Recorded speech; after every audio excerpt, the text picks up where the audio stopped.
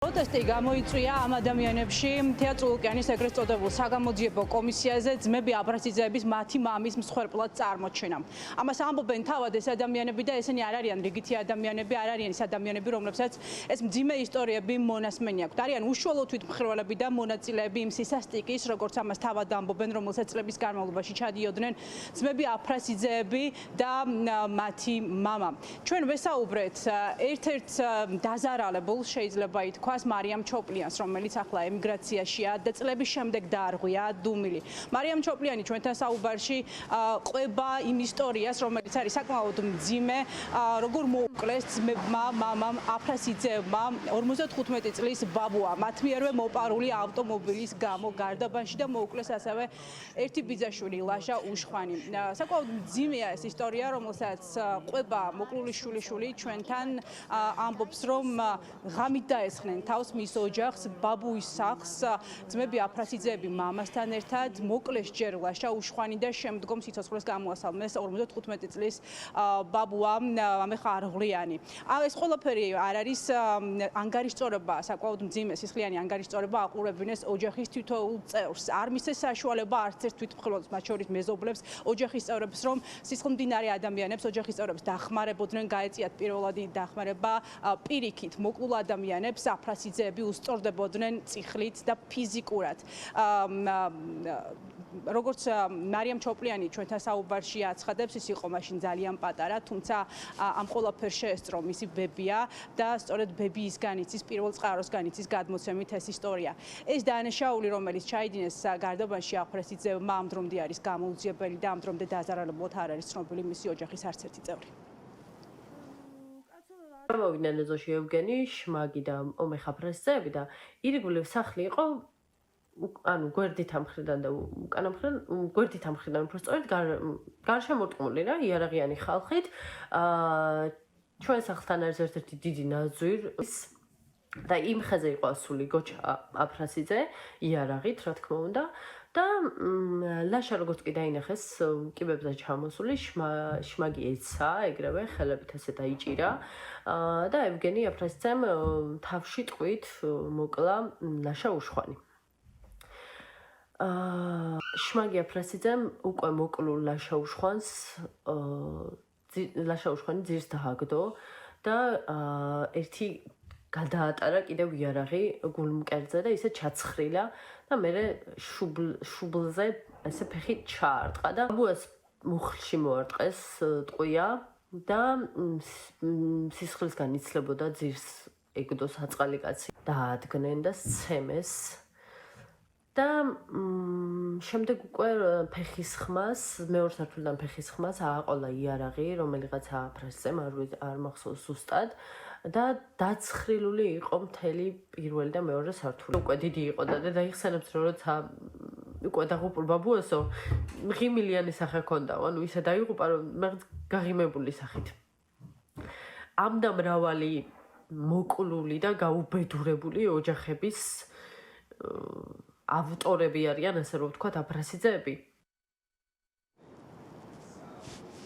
აბრასიძეების ეგრეთ წოდებული კლანის მიერ დატერორებული მოკლული ადამიანების ოჯახის წევრების მთავარი მოტივი არის და წლების შემდეგ დარღვეული დუმილის მიზანი არის ის, რომ საზოგადოება მიცოდეს სიმართლე იმ სისასტიკის შესახებ, რომელსაც წლების განმავლობაში სვანეთში აბრასიძეების კლანი ჩადიოდა. როგორც ეს ადამიანები ამბობენ, მათ მიმართვის მთავარი ადრესატია თეატროლოგიანი და მისი ეგრეთ წოდებული დროებითი საგამოძიებო კომისია თითოეული წევრი მიმართავენ მათ, რომ შეწყვიტონ პოლიტიკური სპეკულაცია ამ საკმაოდ მძიმე თემებით და ისტორიებით და შეწყვიტონ აბრასიძეების, როგორც დაზარალებულების და მსხვერპლების გმირებად წარმოჩენა.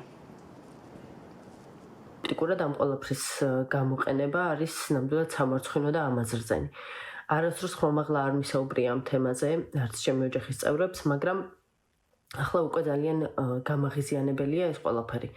მკვლელების გმირებად წარმოჩენა. პერიოდში, როდესაც ისინი ბატონობდნენ ასე ბრჭყალებში სვანეთში და აწიოკებდნენ ყველას და ყველაფერს, მაშინ არ ცხოვრობდნენ იქ ბავშვები, ქალები, რამდენ ბავშვს მოუკლეს მამა, ბაბუა, რამდენი ცოლი დააქვრიეს, ერთი ძალიან მაინტერესებს. მე მონასმენი მაქვს ისტორიები, სადაც თვალწინ, ცოლის თვალწინ და შვილების თვალწინ მოკლეს მათი მამა და ანუ ეს ბავშვები არ ისტრესებოდნენ. ჩემს ვიდეოს არ აქვს არანაირი პოლიტიკური მიზანი. მე მხოლოდ მინდა რომ ძალიან ბევრმა ადამიანმა გაიგოს მათი სისასტიკე. 60 წლის შემდეგ დაარღვეული დუმილი. ჩვენ მოვისმენთ კიდევ ერთი მძიმე ისტორია ნინი კუბლაშვილისგან. მისი ისტორია არის გამორჩეული, მისი ოჯახის წევრების ისტორია არის გამორჩეული ყველასგან, გამომდინარე იქიდან, რომ ის არის აფრასიძეების ნათესავი ოჯახის წევრი, შეიძლება ითქვას, ის არის ვანო პირველი შვილიშვილი, ვანო პირველი იყო, როგორც მას თავად მისი შვილიშვილი აღწერს, პირველი მსხვერპლი ვამეხ ევგენი და შმაგი აფრასიძეების ის იყო სწორედ პირველი, რომელიც გამოასალმეს, სიცოცხლეს, ჩაცხრილეს მისი ოჯახის წევრების თანდასწრებით სვანეთში. როგორც ნინი კუბლაშვილი იხსენებს, მისი ბაბუის ჩასწრილვის შემდეგ დედა და ბიძა 3 და 4 წლის არასრულწლოვნები დარჩნენ მშობლების გარეშე. ეს ისტორია მას ამ დრომდე არ მოუყოლია არსად საჯაროდ, თუმცა მან გადაწყვიტა მას შემდეგ, რომ საჯარო გაეხადა ეს ყველაფერი და მისი შეიძლება ითქვას, რომ უახლოესი ნათესავების შესახებ, რომლებსაც ის მოძალადებად მოიხსენიებს, ესაუბრა უფრო მეტი, რომ საზოგადოება მათ შესახებ იცოდეს ყველაფერი.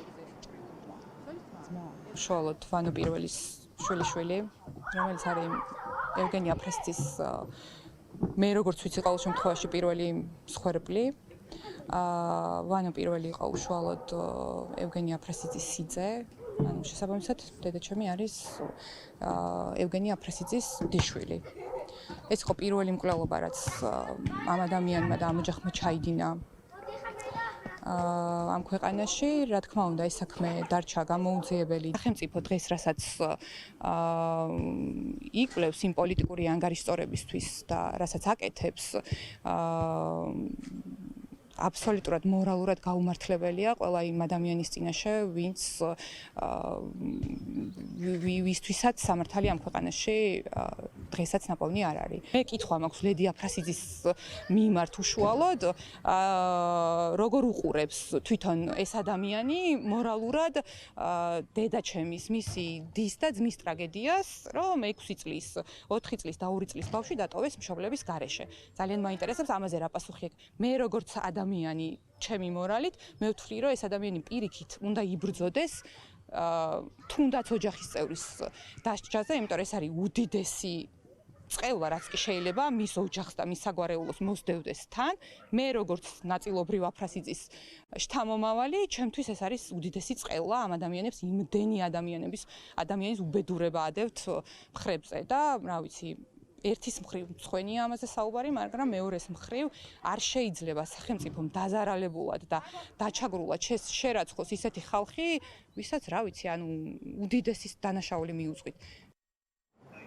ეს არ არის მხოლოდ ერთი და ორი ისტორია, ათობით ასეთი ისტორია იწერება სოციალურ ქსელში, ბოლო 3 დღის განმავლობაში არ წყდება ამ ისტორიის გასაჯაროვება, ამ ისტორიების საზოგადოებისთვის გაცნობა, დაზარალებული ადამიანების მხრიდან მოკლული, დაყაჩაღებული ადამიანების ოჯახის წევრების მხრიდან და მათი მიზანია სწორედ საზოგადოების ინფორმირება და როგორც თავად ამბობენ, მათთვის მორალურად გაუმართლებელია საჯაროდ განხილვა ამ თემების და ყაჩაღების, მკვლელების, როგორც ამას თავად ამბობენ, მსხვერპლებად წარმოჩენა საზოგადოებაში.